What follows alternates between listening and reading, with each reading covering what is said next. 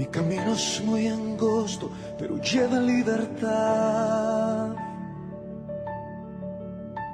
Mi destino no es incierto, en el cielo tengo hogar. Entonces, mis queridos amigos del alma, vamos por aquí. Listo, perfecto, vamos. Entonces hoy vemos ya el apartado C.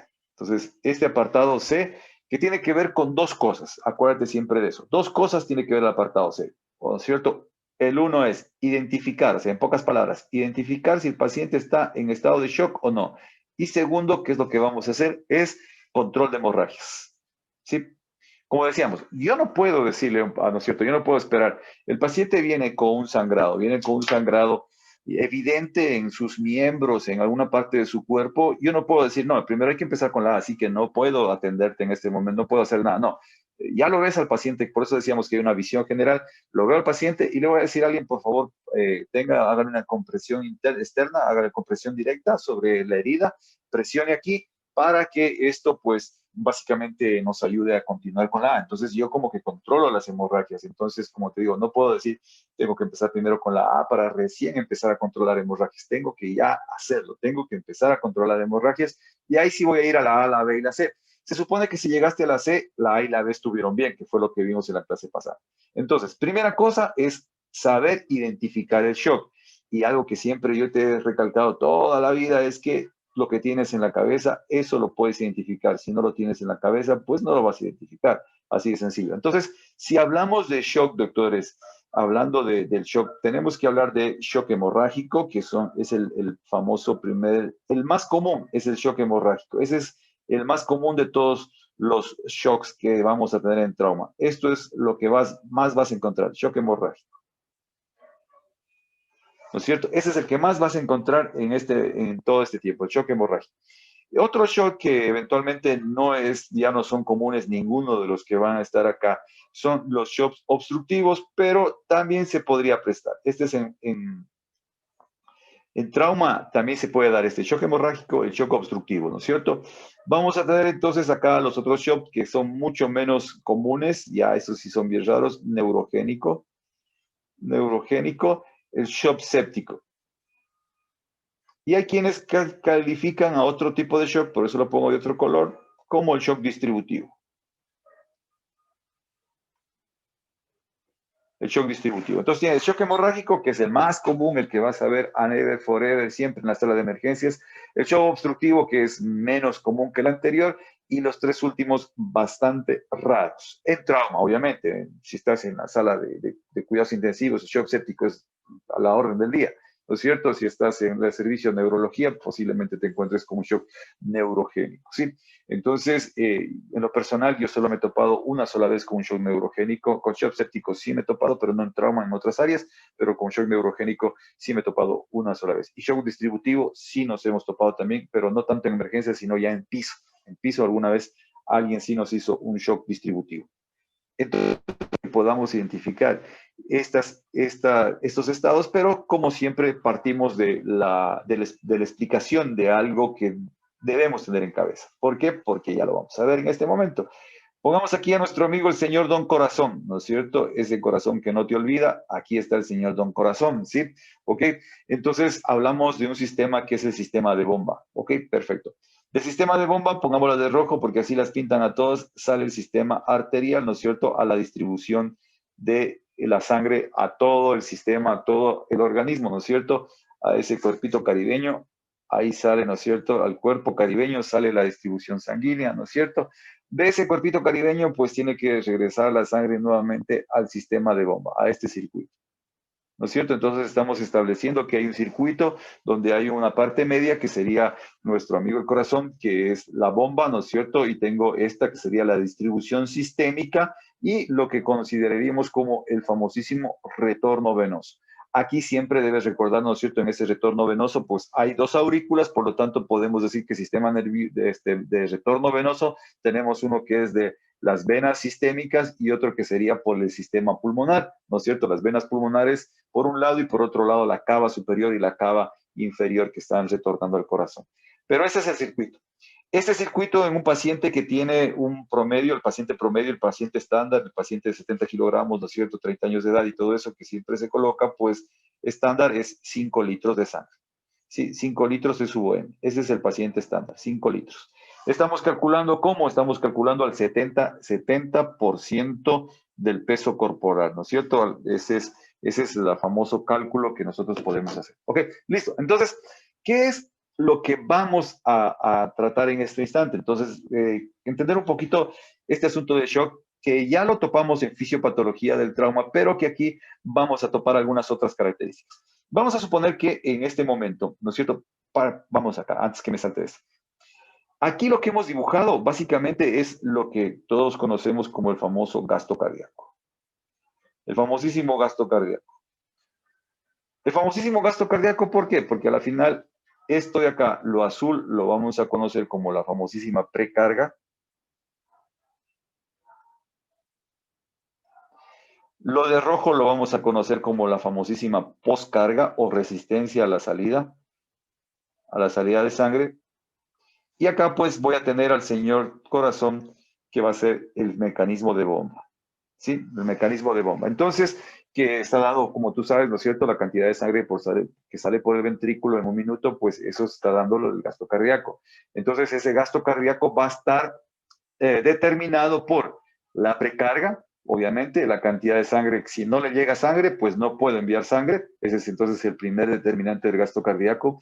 El segundo determinante sería la bomba. Si la bomba es el corazón, no funciona bien, en una insuficiencia, en una cardiomegalia, si no funciona bien, pues obviamente el volumen acá va a disminuir, por lo tanto se me afecta el gasto cardíaco y la poscarga me va a afectar si yo tengo aquí, por ejemplo, un problema de arteriosclerosis, ¿no es cierto? Tengo aumento de la presión, eso va a aumentar la resistencia a la salida de la sangre de aquí a acá, me aumenta la resistencia acá, los hipertensos y todo ese tipo de pacientes, ¿no es cierto? Que es una enfermedad silente, decía alguien, sí. Entonces va a aumentar la resistencia a esta salida y por lo tanto me va a alterar el gasto cardíaco. Entonces, esos son los factores que me alteran el gasto cardíaco. Por eso se habla mucho de gasto cardíaco en el shock, porque a la final lo que va a suceder con todos estos señores, como vamos a ver en un momento, es que todos me van a alterar el gasto cardíaco, todos me van a dejar con problemas en el gasto cardíaco. Primero, tenemos el shock hemorrágico. Entonces, el señor chucero lo chució, ¿no es cierto? Del verbo chucear, yo chuceo, tú chuceas,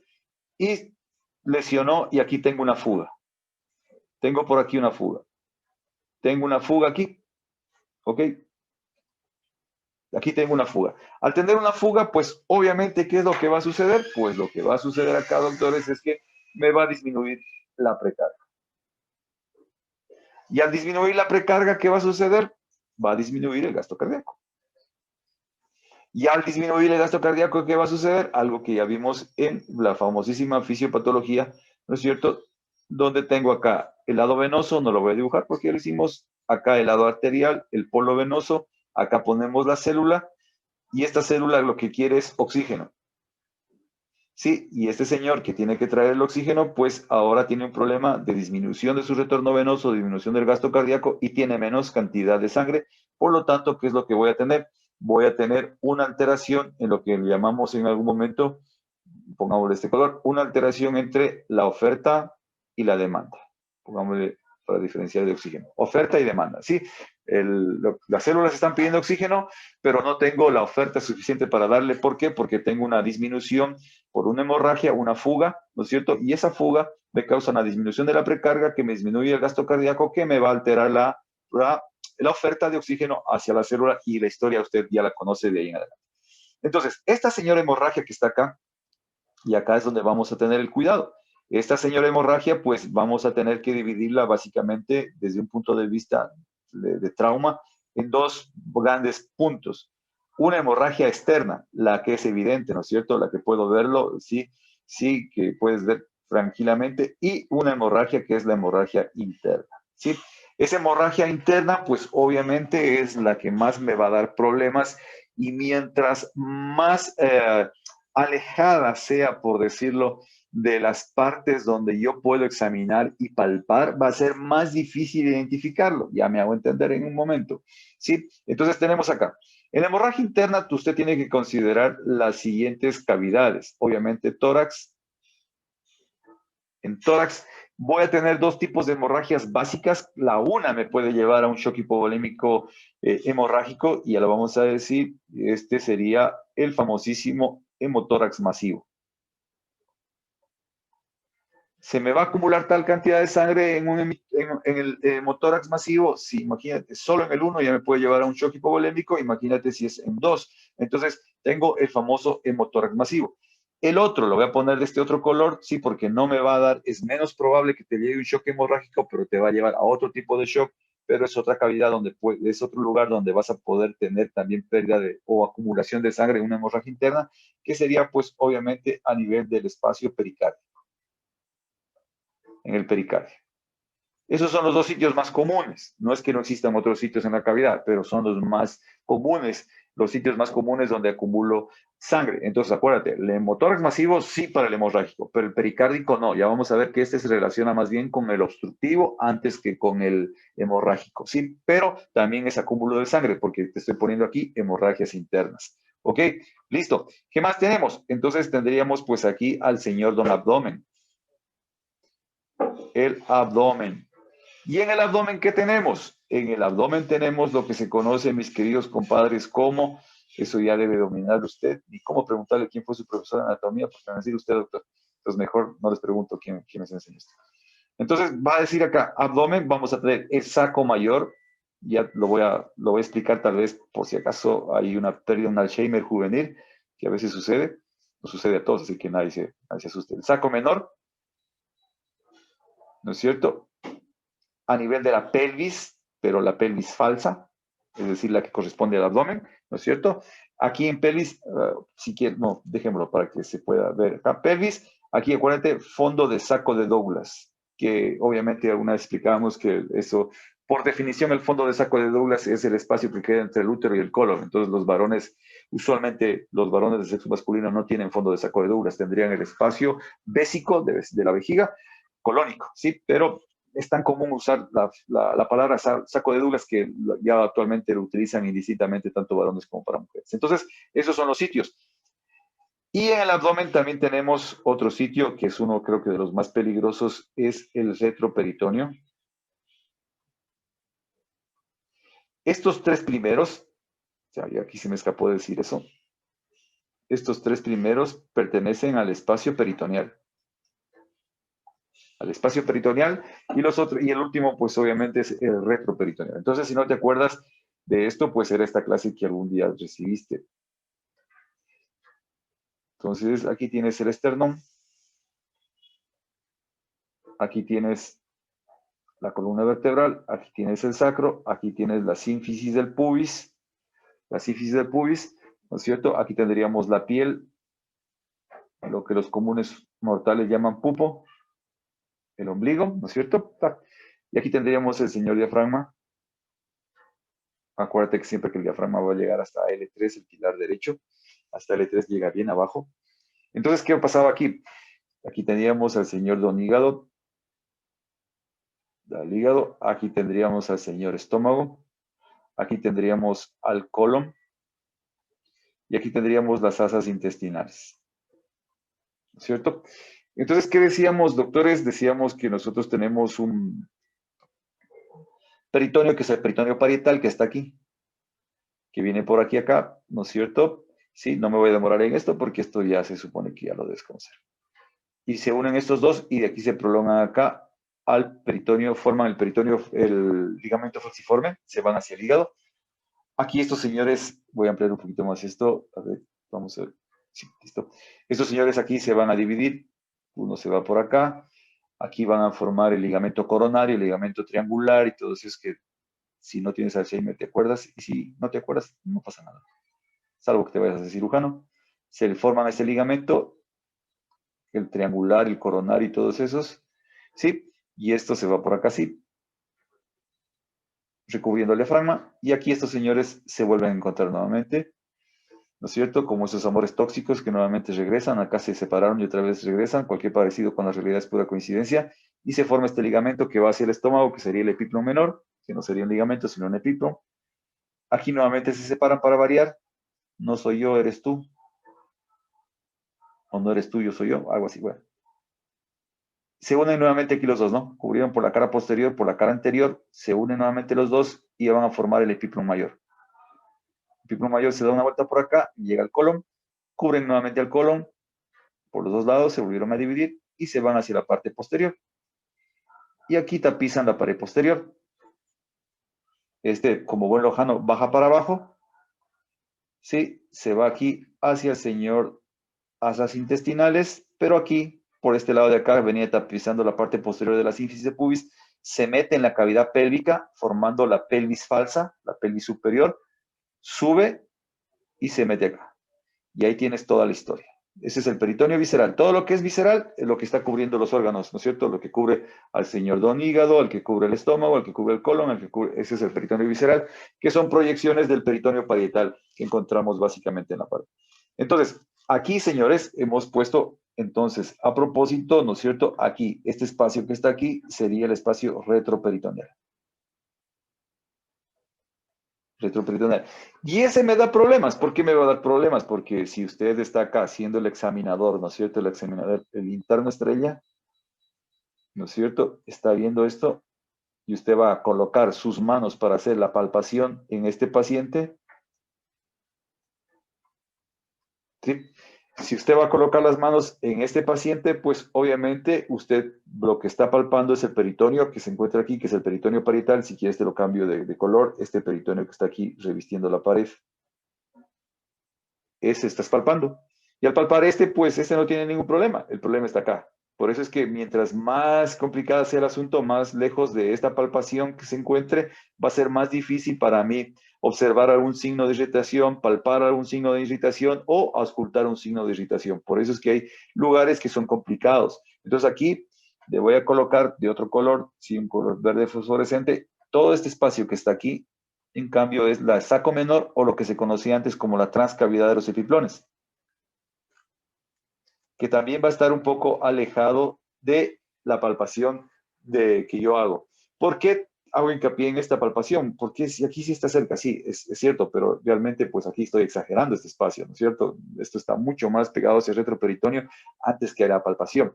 Acuérdate de algo esencial, en apendicitis, de pronto ya lo viste o lo vas a ver, el amigo Joe les ha de dar esto, ahí está el ciego, imagínate un paciente que está acostado, aquí está el apéndice y aquí está el ciego, ¿sí?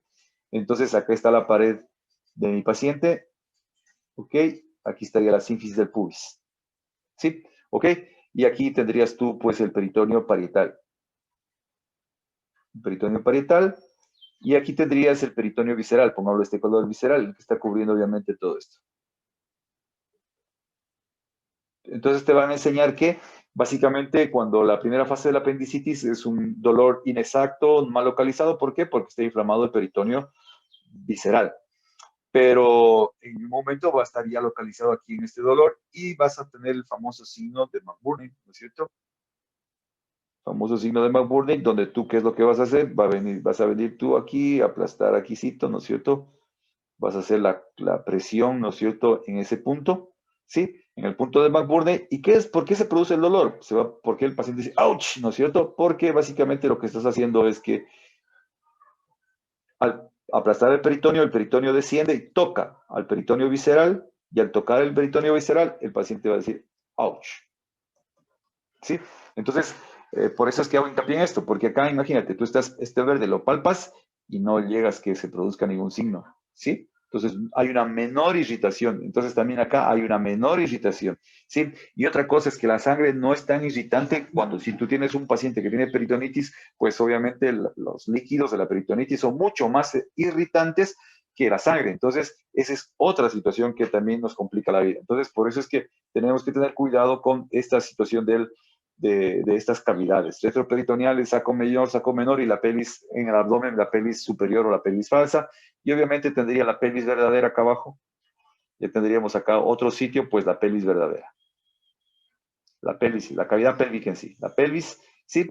Y los otros dos sitios que decíamos, doctores, que son los huesos largos, donde los dos duros, pues son el fémur, ¿no es cierto? Y abajo, arriba tendríamos el húmero. Esos dos tipos de huesos, fémur y húmero, serían los más largos de nuestra anatomía y son los que más problemas nos podrían dar. Eso no quiere decir que la tibia ni el cúbito y radio y todos ellos no hacen problemas, sí nos dan problemas, pero más común es con fémur y húmero, ¿no es cierto? Y tibia también, sí es el otro. Tibia, fémur, húmero son los que más problemas me van a dar, donde me pueden dar hemorragias internas, ¿se acuerdan? Decíamos en algún momento, ya lo explicamos, los músculos que están alrededor se encuentran envueltos en una fascia y al hacer una lesión, puede ser que esa lesión dañe vasos sanguíneos, que se acumulen la sangre dentro de esa fascia a tal cantidad que me pueda llevar a un shock hipovolémico, ¿sí?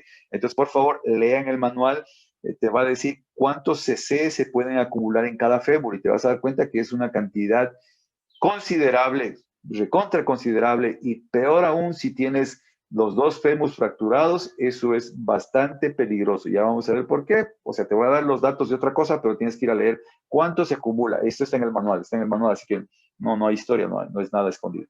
Entonces, estos son los sitios de las hemorragias internas, ¿sí? Que uno tiene que tener en cuenta que podría estar pasando. Es decir, tengo un paciente en shock hipovolémico, ¿no es cierto? Tengo un paciente, este es hemorrágico o hipovolémico, está en este problema, disminuir el gasto cardíaco. Hacemos más hincapié en este porque es el más común. El obstructivo, ¿qué va a pasar en el obstructivo? El obstructivo es pues básicamente todo aquello, básicamente en trauma, que me aumente la presión aquí, la presión, que le aumente la presión dentro de las cavidades de nuestro amigo el corazón, dentro de las cavidades cardíacas. Entonces, ahí yo te puse aquí uno que, ¿no es cierto? El señor Chucero, pongamos aquí el pericardio. Aquí está el pericardio. Hubo una lesión, puede incluso llegar a lesionar a un ventrículo, ¿sí? Con algo muy finito, a lesionar el ventrículo, pero a la final, ¿qué es lo que va a pasar? Que la sangre que va a salir, sobre todo en ese tipo de lesiones, pues por obvias razones se va a acumular en ese espacio pericárdico. Y al acumularse en el espacio pericárdico, pues van a comprimir el corazón, lo van a presionar y van a aumentar la presión dentro de la cavidad, lo cual va a dificultar la entrada de la precarga y al dificultar la entrada de la precarga, pues lo que vas a tener es disminución de la precarga. Entonces, al tener disminución de la precarga, tienes disminución del gasto cardíaco, tienes disminución de todo esto y simula como si fuese un shock hemorrágico, pero no lo es porque la verdad es que nunca has perdido sangre a tal cantidad como para decir que tienes disminución de la volemia. Lo que aquí ha pasado es que posiblemente hubo la cantidad de sangre suficiente como para que lo obstruya al corazón de su efecto de bomba. Eso también se conoce como una falla de bomba. Entonces, podemos poner aquí como uno de estos, falla de bomba. ¿Sí? Le falló el corazón, chamanes, le falla de bomba, ¿sí? Eso puede ser, por ejemplo, un infarto de miocardio, también te puede dar este tipo de cosas, una falla de bomba. Es muy raro, doctor, es muy raro, sí, que tengas un paciente que a la vez que tenga trauma también tenga un infarto de miocardio. Es común en pacientes añosos que por la impresión de lo que está sucediendo pueda pasar eso. Sí, sobre todo ya tiene antecedentes cardíacos, sí puede darse, pero es bastante raro en realidad. No es tan común ver al mismo tiempo un infarto de miocardio y el trauma. Es más común que el paciente tenga trauma y en la sala de perdón, de emergencia, cuando ya lo asististe, después de un momento te haga un paro, un infarto, sí, eso es mucho más común, pero así al mismo tiempo es bastante raro, ¿sí? Entonces, tenemos el obstructivo y el otro que ya lo pusimos aquí, acuérdate. Entonces, pongámoslo aquí. Este es por hemorragia, se produce hemorragia, pero no como para hacer mi hipovolemia, pero es un sitio de hemorragia interna, porque lo pusimos como sitio de hemorragia interna, ¿no es cierto? Entonces, acá, esto de acá, pues obviamente es obstructivo. Tienes que acordar, este es obstructivo. Y el otro obstructivo, pues doctores, es el famoso neumotórax atención. Entonces, ponemos aquí falla de bomba y ponemos acá, donde estaba este terco corazón, no te olvides, aquí está. Entonces, el otro del obstructivo va a ser el famosísimo neumotórax atención. Este es el otro que te va a causar daño. Ese te va a causar tal daño que puede básicamente aumentar la presión ahí. Entonces, pongámoslo por acá para explicarlo. Aunque, como te digo, estas cositas, por eso a veces te digo, el manual es bastante repetitivo, pero así es. Entonces tenemos aquí al señor Don Pulmón, al otro señor Don Pulmón, ¿no es cierto? Aquí tenemos pues al señor Corazón, ¿sí? Usualmente todos los varones tenemos un corazón, ¿sí? Aunque usted no lo crea, ¿no? ¿Sí? Ahí al fondo debe haber un corazón en alguna parte. Sí, aquí tienes el diafragma y aquí tenemos las costillitas, pues obviamente solo como referencia. Ok, listo. Perfecto. Entonces, ¿qué es lo que está pasando en el neumotórax? Decíamos, viene una lesión que perfora el pulmón y al perforar el pulmón, el aire se va a ir hacia lo que sería, pues, nada más y nada menos que el espacio pleural. Pero está la cantidad de aire que está saliendo que este aire empieza a desplazar el pulmón hacia el lado contrario. Si este es el pulmón izquierdo, lo va a estar empezando a desplazar hacia la derecha. Y está tal el desplazamiento que hace que lo que va a causar es que comprima aquí al pericardio y al comprimir al pericardio me va a aumentar la presión de la cavidad, de las cavidades del corazón, ¿no es cierto? Aurículas y ventrículos. Incluso a veces esta desviación es tal que llega a desviar, ya lo vamos a ver, llega a quitar de la línea media a la vía respiratoria, se empieza a ir hacia acá, porque todo esto va siendo empujado hacia el lado contrario. Entonces tú tienes acá, ¿no es cierto?, el neumotórax, atención, que lo va a empujar al corazón, aumenta la presión, ¿y qué es lo que va a suceder acá? Pues al aumentar la presión, nuevamente caemos en la misma historia, ¿sí? Caemos en la misma historia. Sí, sí te quiero, perdóname, nunca te dejé de querer. He besado otros labios buscando nuevas ilusiones, pero lo único que hicieron fue hacerme recordar los tuyos. Volvamos. Y vuelves a caer en la misma historia. Aquí también vuelves a caer en la misma historia, ¿no es cierto? Tienes una disminución de la precarga. Al tener una disminución de la precarga, pues obviamente la historia, nuevamente, disminución del gasto cardíaco y toda la historia que tú conoces. Perfecto.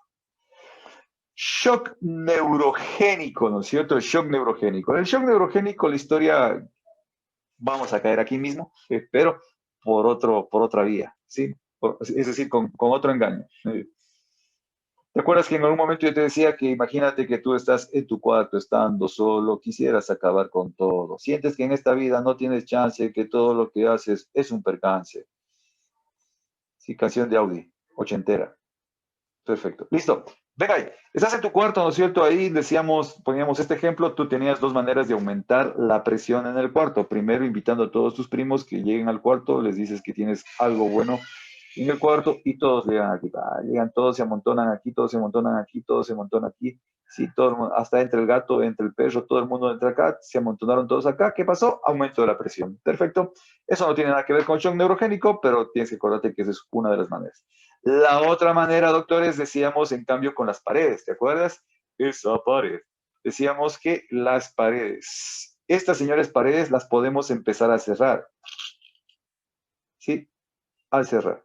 Empezar a cerrarlas, ¿para qué? Para que aumente la presión. Dos sistemas. Ahora, acuérdate de algo. ¿Quién hacía la vasoconstricción para que se produzca esa redistribución sanguínea? Pues la iba a hacer un señor que decíamos que es la respuesta del simpático, que me va a dar la fase de las catecolaminas o la fase F, como la conocen algunos, que es el tono simpático el que va a hacer que esta pared se cierre. En el shock neurogénico, doctores, tiene que haber dos condiciones básicas para que este shock se produzca. Uno, tiene que haber una lesión raquimedular, esa es la más importante. En pocas palabras, un trauma cráneoencefálico, es decir, uno a nivel central, mucho más hacia arriba, hacia lo que es el encéfalo, por sí solo no es capaz, por sí solo no es capaz. Este no es capaz de llevarme a este problema. Usualmente están asociados trauma cráneoencefálico más lesión raquimedular. Y cuando toque el capítulo correspondiente nos vamos a dar cuenta que esto es de mal pronóstico. Sí, es un asunto de mal pronóstico. Trauma cráneoencefálico y además una lesión raquimedular. Entonces, ¿qué va a pasar? Tengo un mal pronóstico. Entonces, ¿qué es lo que va a pasar cuando hay este tipo de lesiones? Va a haber un corte de este tono simpático. Y a ver el corte del tono simpático, ¿qué va a hacer? Esto es como que tú estás en un cuarto donde todas las paredes, piso, techo, todo es como un colchón de agua. Entonces, acuérdate que la sangre sale, golpea contra las paredes y la resistencia que hay de las paredes y el golpe de la fuerza de la sangre me va a dar la presión sistólica. ¿Sí? Entonces, acá, ¿esto qué va a hacer? Esto va a estar completamente, como dijo alguien, aguado, doctor. Sí, va a estar sin tono, con pérdida de tono. ¿sí? Con pérdida de tono, entonces me va a disminuir la presión. Al no tener presión, ¿qué va a pasar aquí? Aquí tengo, al no tener presión, al bajar la presión, me va a bajar la perfusión tisular, por lo tanto el oxígeno no va a tener la suficiente presión para llegar a la célula. Nuevamente caigo en este problema de oferta y demanda. Y además, al no tener un buen tono, toda la sangre lo que va a tender es a encharcarse, disculpe que utilice esa palabra, en las partes distales y bajas. Se va a quedar acá. ¿Por qué? Porque no tengo tono. No tengo el tono aquí para que pueda la sangre regresar. Peor aún en las venas, que todavía tienen, de por sí ya tienen menos tono que las arterias. Por lo tanto, una vez más, disminución de la precarga. Sí, entonces caigo nuevamente en disminución de la precarga, doctores. Una vez más. Shock séptico, bastante recontra que ultra que raro. Esto usualmente sucede, doctores, cuando hay un retardo en el tratamiento del trauma. ¿Sí? Y hay una bacteria que yo les dejo de beber que en 6 horas sí puede llevarme a un paciente a un shock séptico. Sí, es una de las bacterias que se las dejo también de beber, que busquen qué bacteria podría llevar a un paciente, la que más rápido te lleva a un shock séptico. ¿Sí? Hay una bacteria que sí me va a llevar a eso. Entonces, si tú estás en palo hondo y se demoró el paciente en salir 24, 48 horas, es posible que sí llegue un shock séptico añadido al trauma. ¿Cuál es el problema ahí? Acuérdate que el shock séptico va a ser muy parecido a un neurogénico. ¿En qué sentido? En que por la reacción inflamatoria que no está siendo bien compensada, me va a llevar a qué? A una vasodilatación.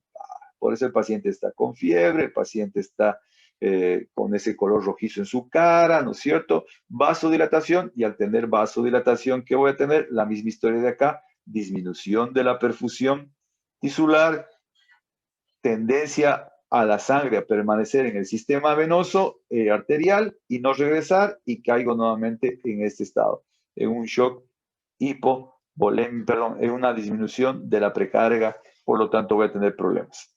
Entonces, queridos compadres, nos tendríamos el último, el distributivo. Véngase acá. El distributivo, que algunos lo reconocen con ese nombre, es aquel que se produce por lesiones de aplastamiento. ¿Te acuerdas que una de las normas para poder decir qué paciente envió primero, una de esas características era el aplastamiento? Entonces, si aquí nosotros ponemos un señor Don Fémur, ¿no es cierto? Un señor Don Fémur. Ok, ahí está el señor Don Fémur. ¿No es cierto? Perfecto, ahí tenemos al señor Don Fémur. Ok, y aquí tenemos a la señora Piel. Sí, la señora Piel está aquí. Y esta señora Piel sufre, ¿no es cierto?, un aplastamiento. Acuérdate, eso es diferente a la de las fracturas. A la de las fracturas decíamos que si tú tienes una fractura aquí y esa fractura obviamente es proximal, y decíamos 2 fracturas que son proximales, pues obviamente esa lesión puede causar una alteración de la arteria y eso va a ser una acumulación de sangre. Pero el de aplastamiento, lo que está sucediendo es la lesión se produce básicamente en todas esas arterias pequeñitas que están irrigando la piel, el tejido celular subcutáneo, ¿no es cierto? Es decir, solo en las arterias más pequeñitas, pero como es un aplastamiento, todo el miembro inferior, toda la región del fémur quedó aplastado, no hay fractura, no hay lesión de un vaso grande, no está lesionada la poplitea, no está lesionada la femoral profunda, no está lesionada ninguna de esas individuas. Como no hay ese problema, mis queridos compadres, entonces, ¿qué es lo que está sucediendo? Está sucediendo que estos microvasitos, todos ellos se dañaron, ¿no es cierto? Se lesionaron, por lo tanto me está produciendo una salida de líquido aquí a este nivel, que sería un edema, ¿no es cierto? Que también podría decir que es otra manera de llamarle, sería pues un síndrome compartimental. Entonces, la cantidad de líquidos que puede estar acumulada alrededor de estos huesos largos, sobre todo los huesos largos, sobre todo la pelvis, por aplastamiento, por eso las lesiones de aplastamiento, pues te decía, ese algoritmo, esa toma de decisiones que se encuentra en la primera parte de nuestro capítulo es muy importante, y ahora a medida que vamos avanzando en los capítulos vamos entendiendo por qué lo pusieron ahí. Esa es una de las razones. Aplastamiento estaba en uno de los niveles de triaje. ¿Por qué? Porque aumenta la cantidad de retención de líquidos en ese edema, y eso ¿a qué me puede llevar? Me puede llevar pues a un shock hipovolémico, nada más porque está ahora líquido, en vez de estar en su sitio, está distribuido hacia otro sitio que no es el correcto. Por eso se llama distributivo, ¿sí? Algunos lo llaman así, es un distributivo que se produce por el edema. Por ejemplo, si tú vas a algo que no es shock, que no es trauma, si tú te vas a algo que no sea trauma, mi querido compadre. Si tú te vas a algo que no sea, que no es trauma, algo que no sea trauma, por ejemplo, es un edema. Porque una peritonitis.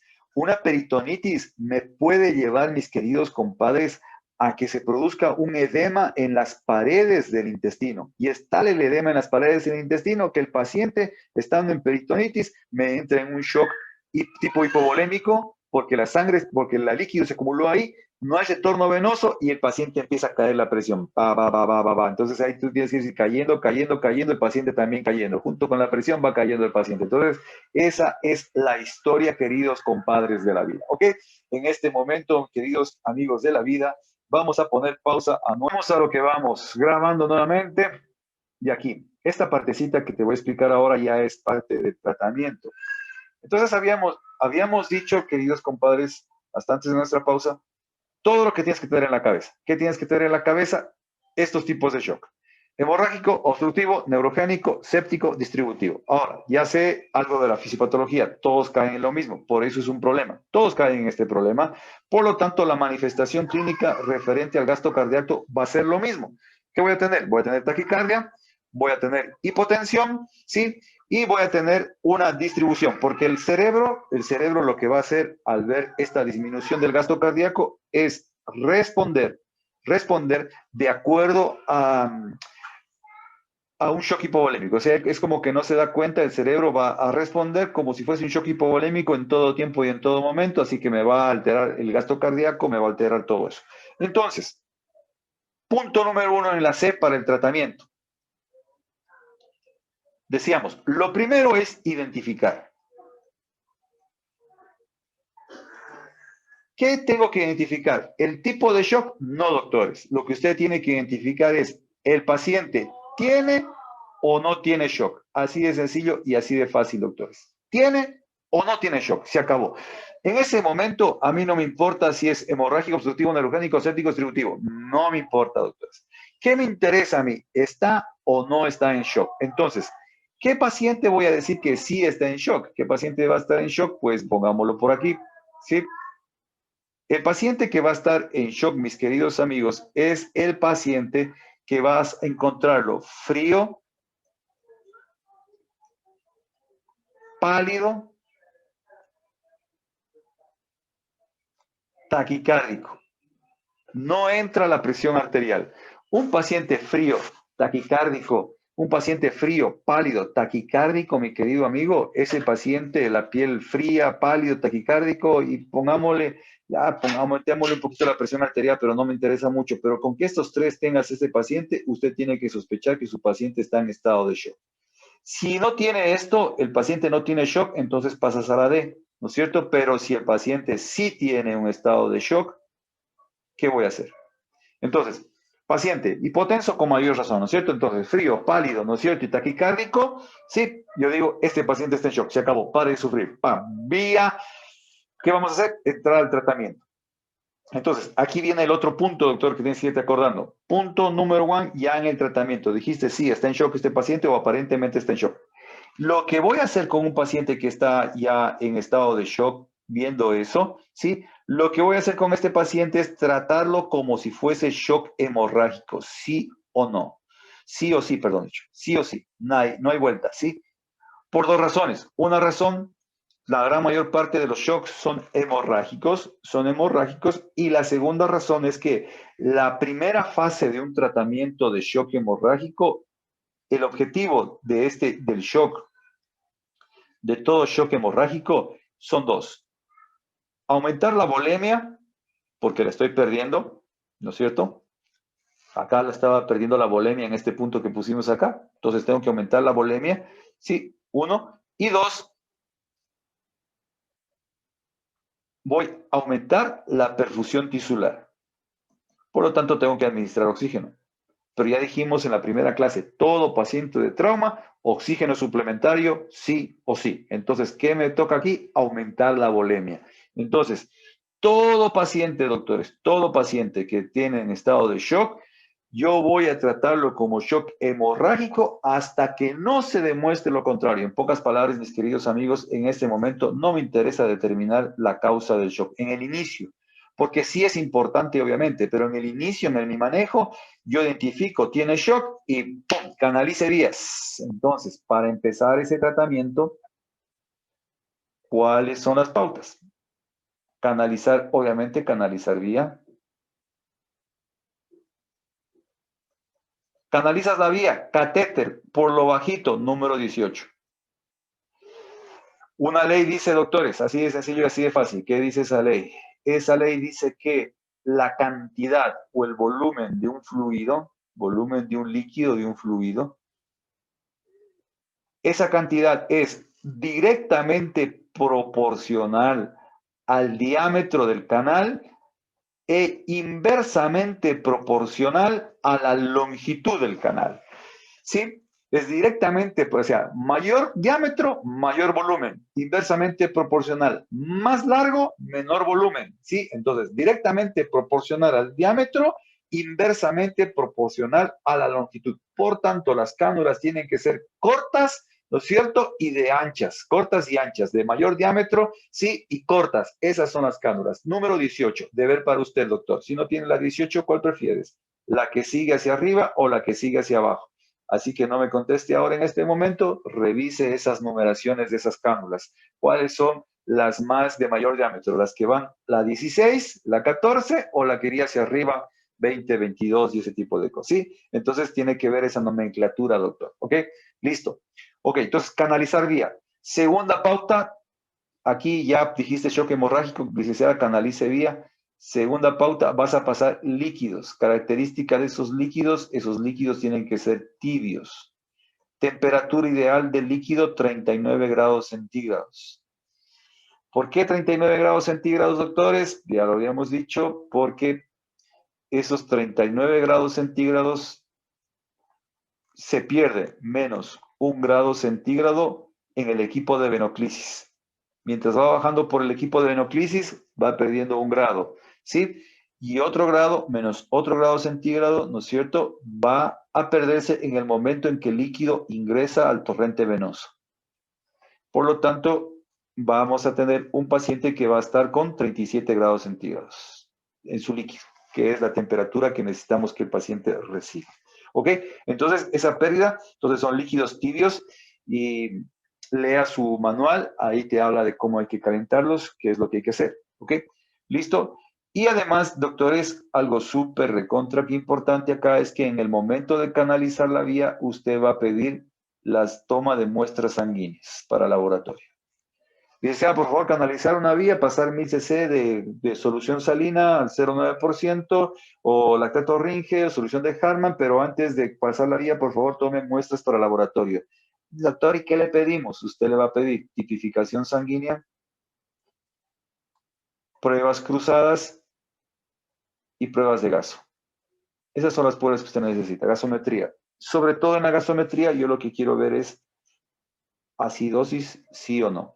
Acuérdate que hicimos fisiopatología de trauma. En fisiopatología de trauma decíamos que el paciente que entra en este proceso de trauma va a entrar en una acidosis metabólica. Al principio hay una compensación respiratoria que me puede dar una alcalosis respiratoria, pero a la final va a terminar en una acidosis respiratoria. Entonces, si yo hago bien las cosas, si mi paciente responde, cuando yo vuelva a repetir una gasometría, el paciente ya no debería estar en acidosis. Entonces, eso es lo ideal en este tipo de pacientes. ¿Ok? Entonces, por eso es que necesitas eso. Y tipificación sanguínea y puras cruzadas, pues ya te puedes imaginar, pues es para, en el caso de necesitar sangre como nuestro paciente. Líquidos tibios. Y algo que estábamos mencionando, ¿qué líquidos se prefieren? Soluciones isotónicas, siempre isotónicas. A menos que seas en palo hondo y no haya más, pues ¿qué te tocará? La que haya. Pero soluciones isotónicas hay en todos lados. Lactato Ringe, ¿no es cierto? El lactato Ringe y la solución salina al 0,9% son las más usadas. ¿Cuánto vas a pasar? De golpe, 1000 cc. Cantidad, pasar 1000 cc a chorro. En antiguas ediciones de ATEL, de este manual que te estamos utilizando, sí, que evito dar el nombre por derechos de autor, sí, siempre se decía 2000 cc de golpe, está en shock 2000 cc. Pero en la actualidad sabemos que el hecho de abusar de la cantidad de líquidos que uno puede dar al paciente puede causar una hemodilución y a la final voy a estar causando un problema mayor de lo que quise realmente hacer. Entonces, se prefiere tener un poquito más de restricción en esa reposición de volúmenes. Entonces, antes entrabas de una con 2000, ahora es preferible entrar con los 1000 y ver qué sucede. Ya vamos a ver cómo así. Entonces, trataste como shock hemorrágico, como lo acabamos de decir. Lo primero que hiciste fue canalizar la vía, pasar los líquidos tibios, pedir muestras de sangre y todo lo que tú quieres. ¿Y ahora qué hago? ¿No es cierto? Pues ahora es donde tú tienes que esperar la respuesta de tu paciente. Respuesta.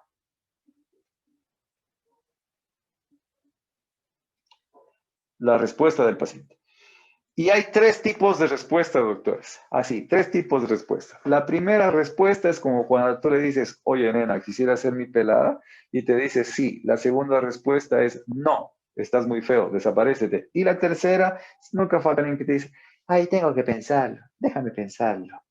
Entonces, 3 tipos de respuestas. Sí, ya aquí. Entonces, esa es la parte que a veces uno, como te digo, ya empezamos a meternos en lo que se llama algoritmo de manejo. ¿Sí? 3 respuestas. Véngase acá. Entonces, 3 respuestas. La una respuesta es la respuesta, a ver, vamos aquí, pongámoslo así mejor. Ok, ok. ¿Listo? Sí, estaba queriendo ver algo que me ponía en el chat, pero se me escapó. Se me escapó, se me escapó. Sí, listo. Dice que Primero, no, dice Claudia que si la cantidad de líquido no depende del grado de shock. ya, exactamente, íbamos a entrar a eso. Gracias, gracias, mi estimado.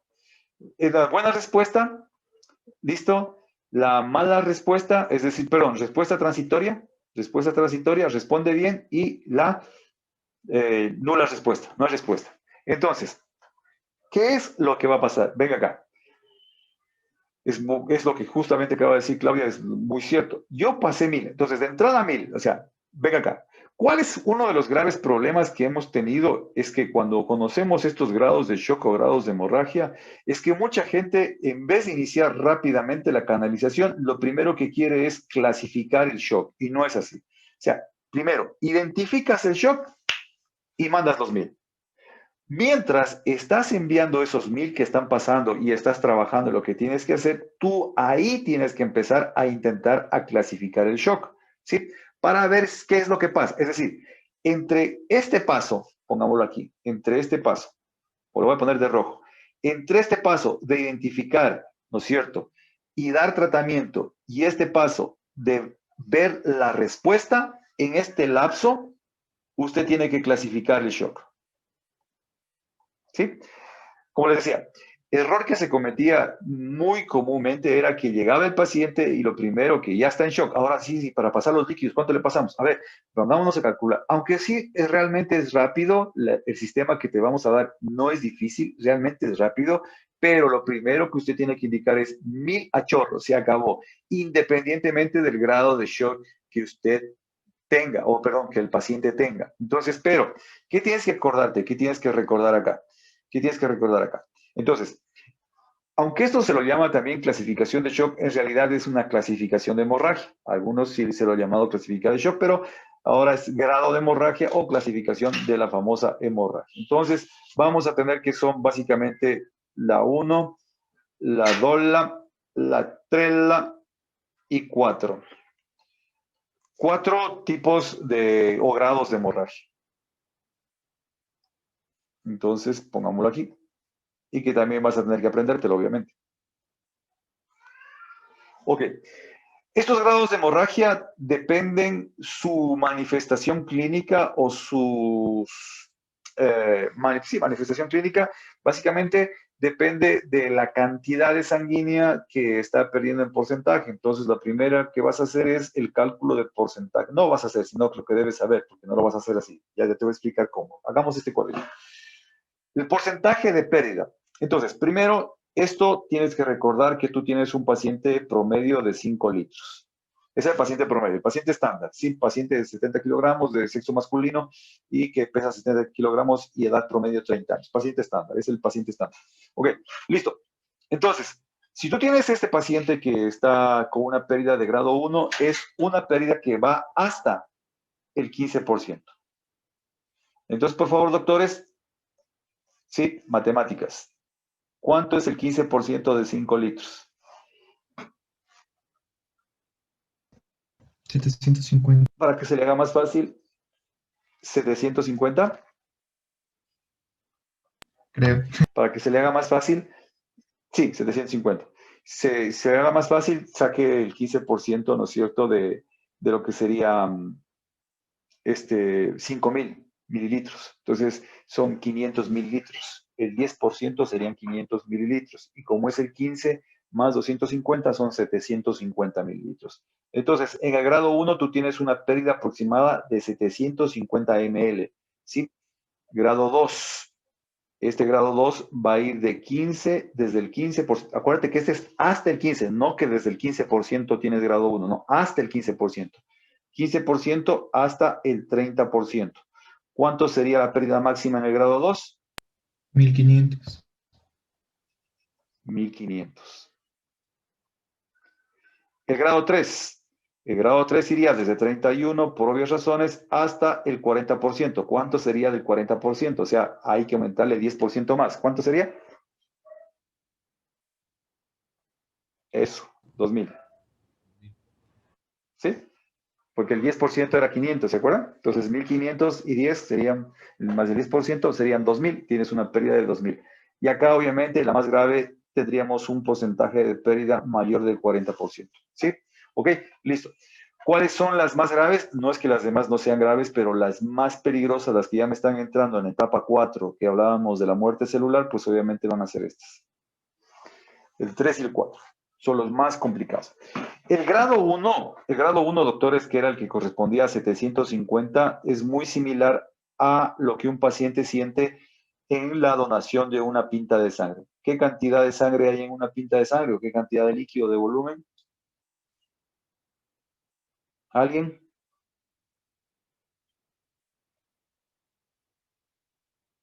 ¿Cantidad de sangre en una pinta? Yuhu.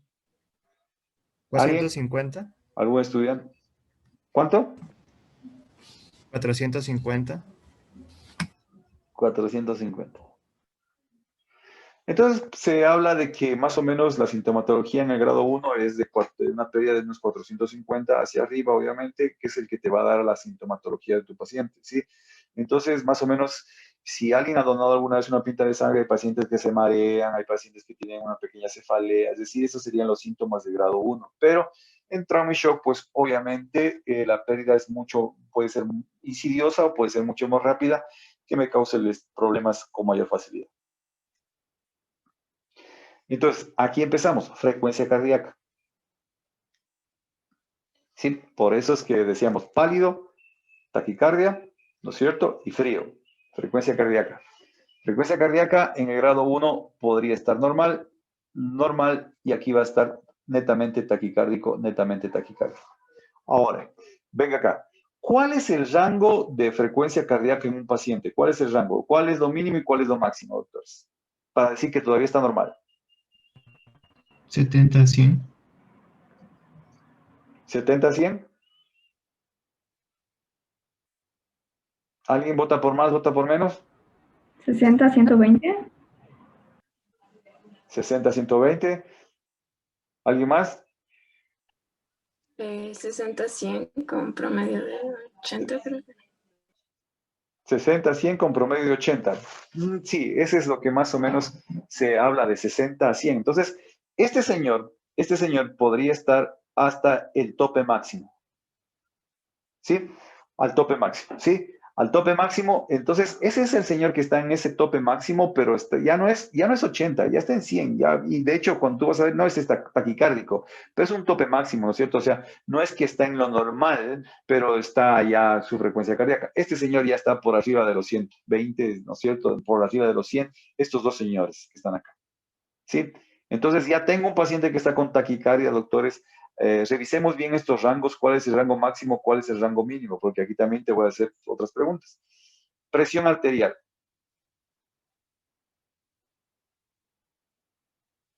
La presión arterial aquí de estos señores puede estar normal, y aquí puede estar ya disminuida, y aquí está disminuida. ¿Sí? Aquí hagamos un pequeño stop men. Pongamos el que sigue, porque yo creo que en el paralelo anterior no me hice entender bien esto y voy a repetirles esto a ellos. Ya. Presión de pulso. Las dos cosas son esenciales. Presión arterial y presión de pulso. Presión de pulso. ¿Ok? La presión arterial y la presión de pulso, que sería pues básicamente la presión de pulso, no es otra cosa más que presión de pulso es igual a la presión sistólica menos la presión diastólica. Si mi normalidad usualmente es 120, 80, pues mi presión de pulso va a ser 40. Eso es lo ideal, ¿no es cierto? Presión de pulso ideal. ¿Ok? Listo.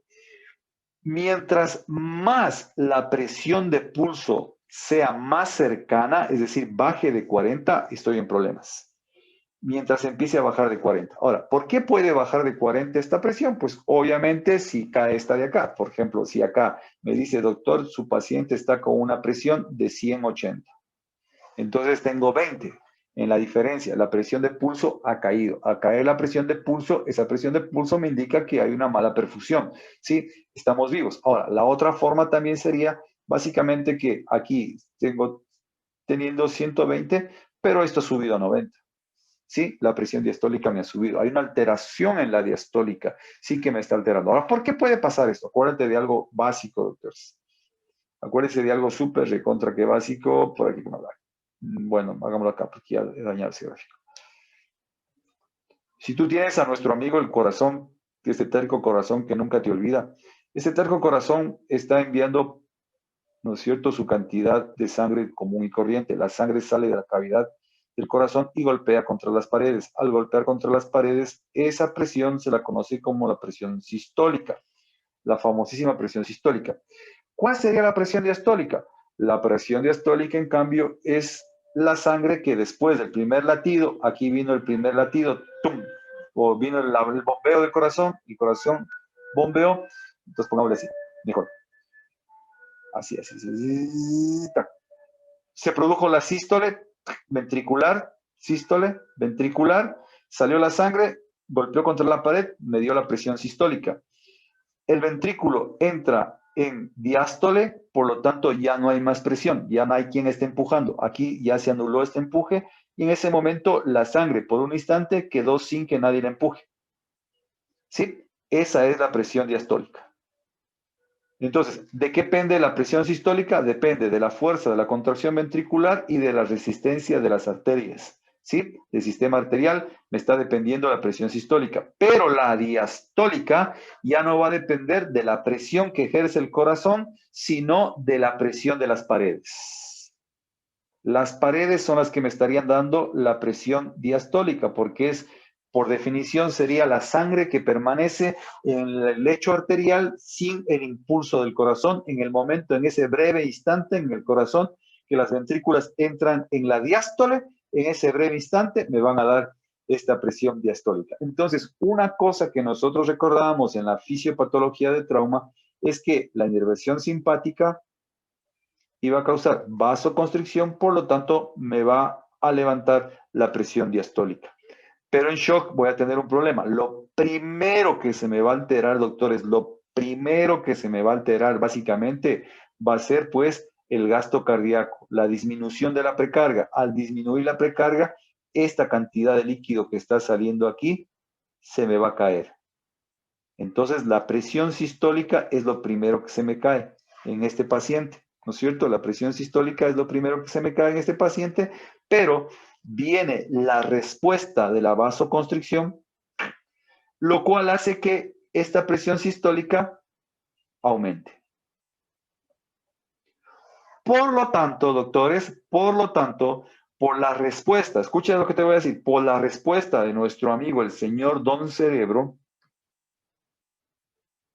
por la respuesta que tiene mi señor don cerebro, la tendencia normal del paciente en trauma es a mantener la presión sistólica, ¿sí? Por la resistencia.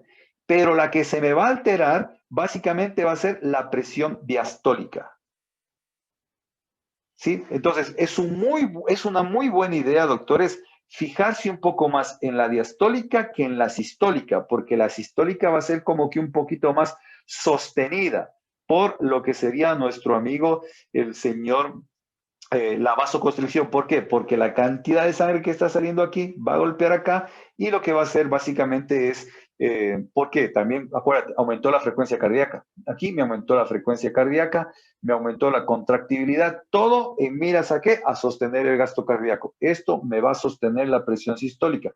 Por eso es que la medición de presión arterial de entrada no me ayuda mucho, me ayuda más ver cómo está en conjunto el paciente. Entonces, cuando veo en conjunto el paciente, yo tengo que darle mucho ojo a esa presión diastólica. Entonces, yo decía la versión anterior, en la novena edición, no está en la novena edición, está mucho más atrás.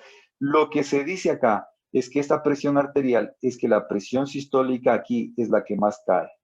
Es decir, ya el sistema compensatorio de mi paciente en la presión diastólica, en esta presión diastólica cae completamente.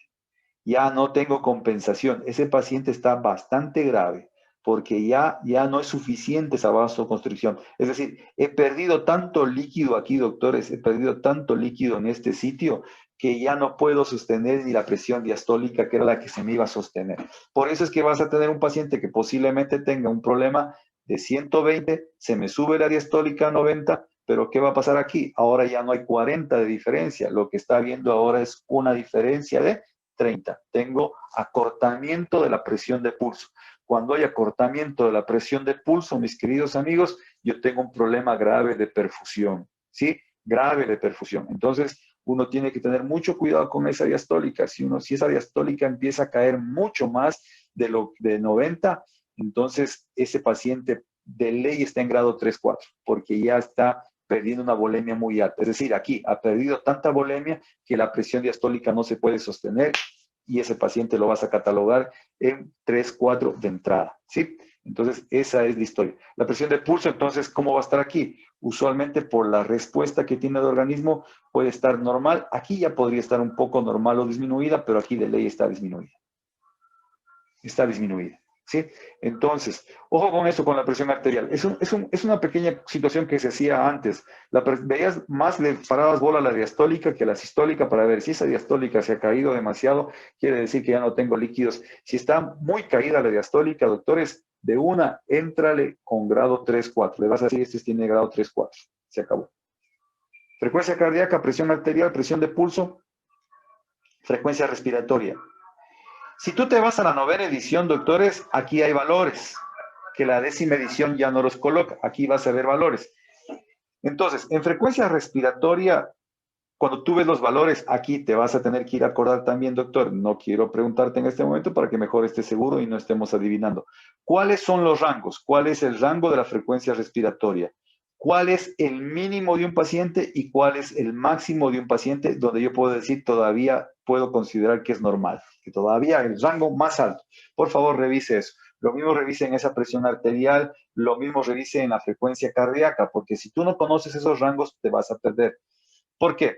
Porque si tú lees la novena edición, en la novena edición aquí te pone un rango, pero si tú los comparas, te ponen números, pero si tú lo comparas con esto que te acabo de decir, de mínimo y máximo, tú vas a concluir que la frecuencia respiratoria puede estar normal en el grado 1 y grado 2.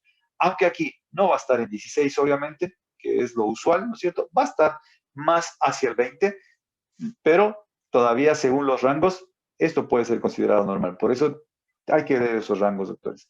Aquí obviamente ya está en una taquimneica, es taquimneico puro, franco, de entrada. ¿Ok? Listo. Entonces, ¿qué más tenemos acá? Diuresis, doctores. Todo esto tienes que aprenderte, querido campeón. Diuresis.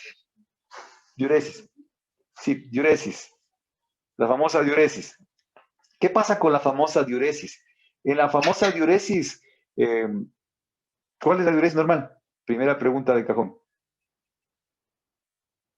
0,5 a 1. 0,5 ml por hora. 0.5 a 1 ml por kilogramo de peso por hora.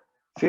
Entonces, este paciente va a estar aquí normal, dentro de esos rangos. Por eso te digo que hay que aprender los rangos, porque es 0,5 a 1 ml por kilogramo de peso por hora. En una hora está orinando eso, pues entonces ese rango es el rango normal de mi paciente. Es decir, que puede ser que aquí esté en 1 ml por hora, por kilogramo hora, y aquí puede ser que esté en 0,5 ml por kilogramo hora. Está dentro del rango normal, pero no está orinando se está orinando la mitad, 0,5, la mitad de lo que normalmente podría orinar.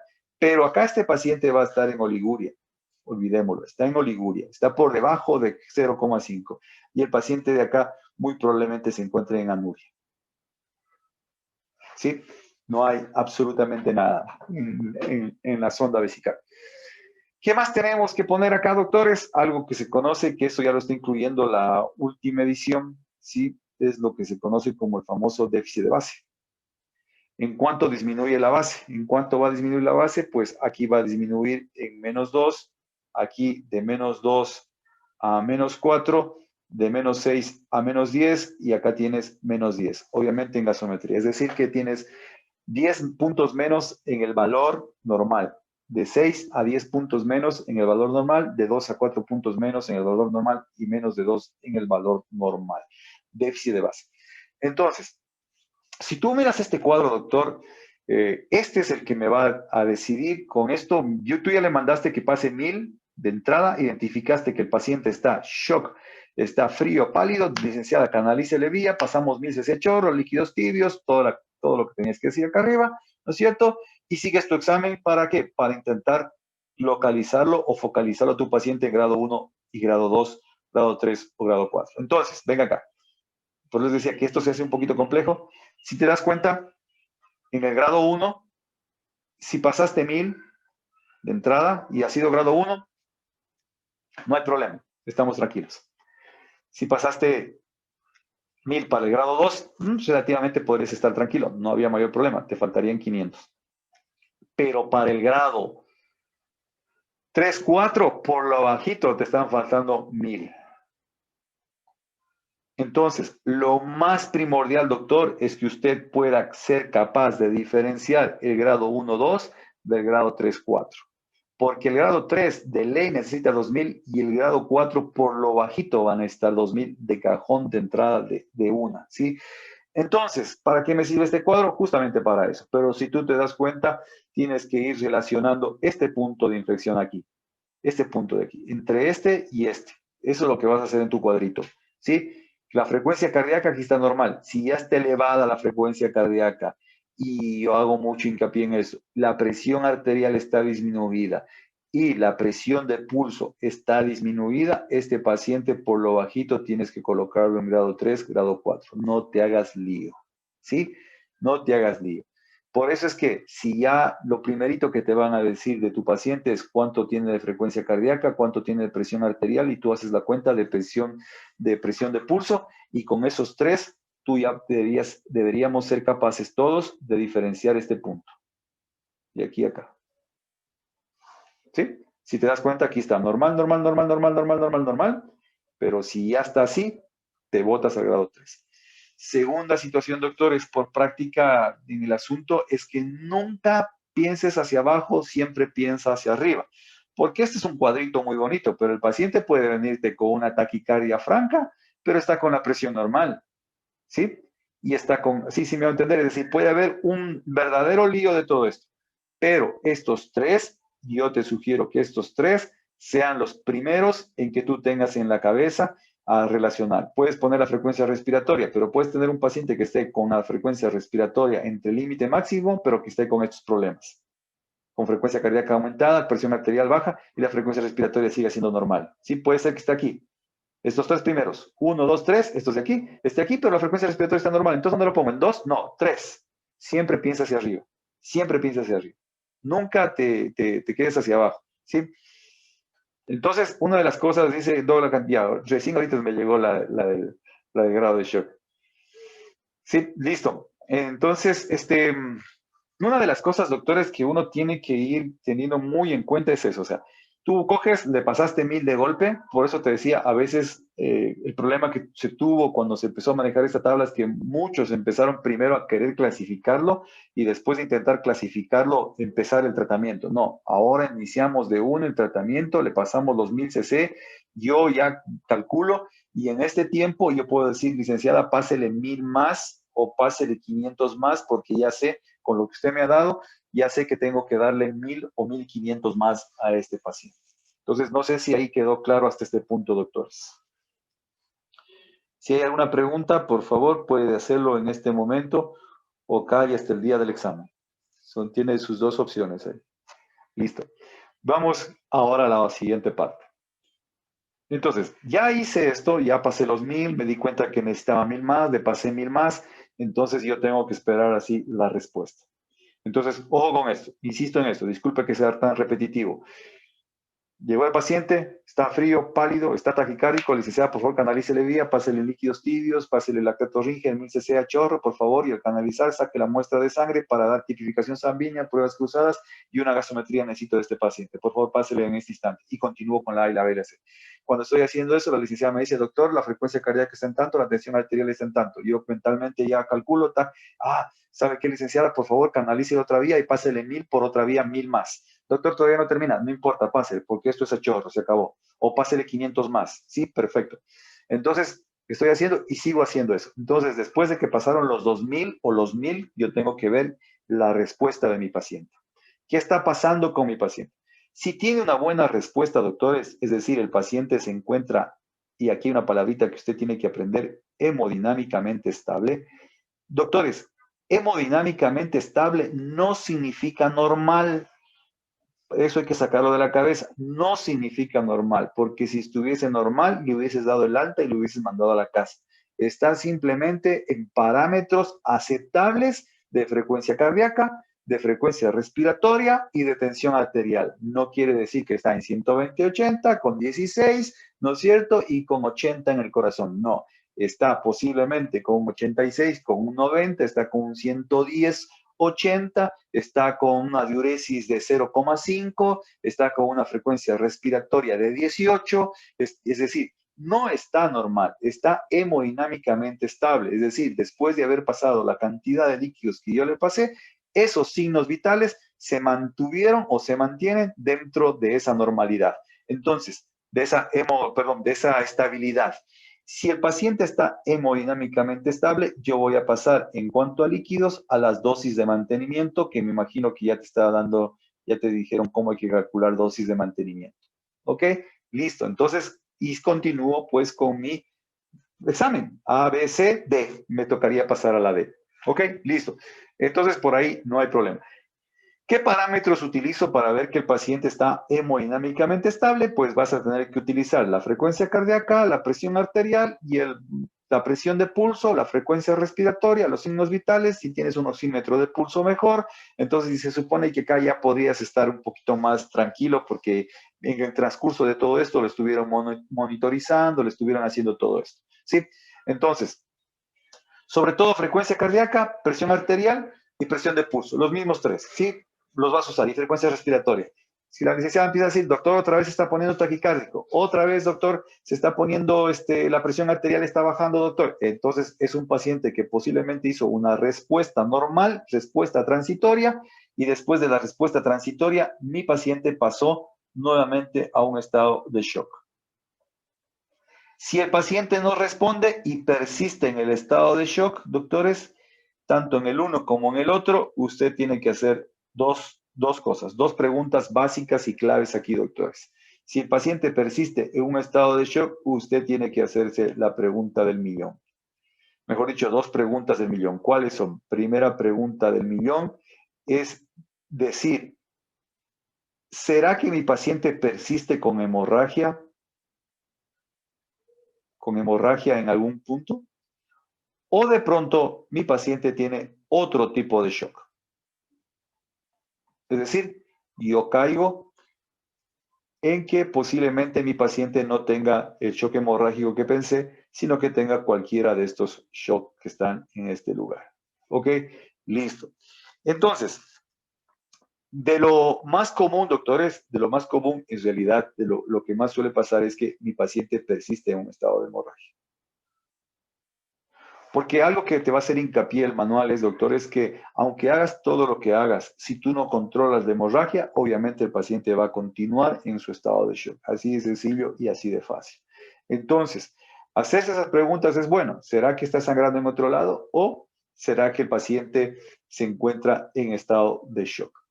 Si el paciente, ojo acá, y ahí pasas a la siguiente tabla, si el paciente tiene respuesta transitoria, enseguida tú lo vas a encasillar en una pérdida sanguínea de entre el 15, así es, el rango es bastante, es mucho más alto, entre 15 a 40. Si no tiene ninguna respuesta, el paciente tiene una pérdida sanguínea mayor del 40. Así de sencillo. Posiblemente no calcule bien o simplemente necesite más. Pero, ojo acá, ¿cuál es el detalle de saber esa respuesta? Vas a ir a ver un cuadrito que te habla de esta respuesta. El detalle es el siguiente. Si yo tengo un paciente, pongámoslo aquí así, de respuesta transitoria, ¿no es cierto? Tengo que continuar con mi reanimación de líquidos, porque no me puedo detener a estar pensando qué está sucediendo y no hacer nada. Tengo que hacerme esas dos preguntas y continuar con mi reanimación de líquidos, pero ya no puedo seguirle dando líquidos. Aquí yo ya debería empezar a utilizar sangre. Usualmente, como el paciente tiene respuesta transitoria, doctores, la sangre que vas a usar aquí va a ser ¿qué tipo de sangre? La sangre de tipo del paciente. ¿Por qué? Porque se supone que desde que tú pediste las pruebas en la parte superior hasta llegar acá, por lo menos te van a decir, ¿sabe qué, doctor? El paciente ha sido tipo A, pídeme sangre tipo A. Del laboratorio te van a contestar y te van a decir, pero doctor, las pruebas cruzadas todavía no están disponibles. No importa, en este momento ya no me interesa. ¿Sí? Ese paciente tengo que dar sangre. ¿Sí? Tengo que darle sangre, se acabó, se acabó. Hay que darle sangre, del tipo de sanguíneo que sea. Si el paciente no respondió para nada, de una sangre.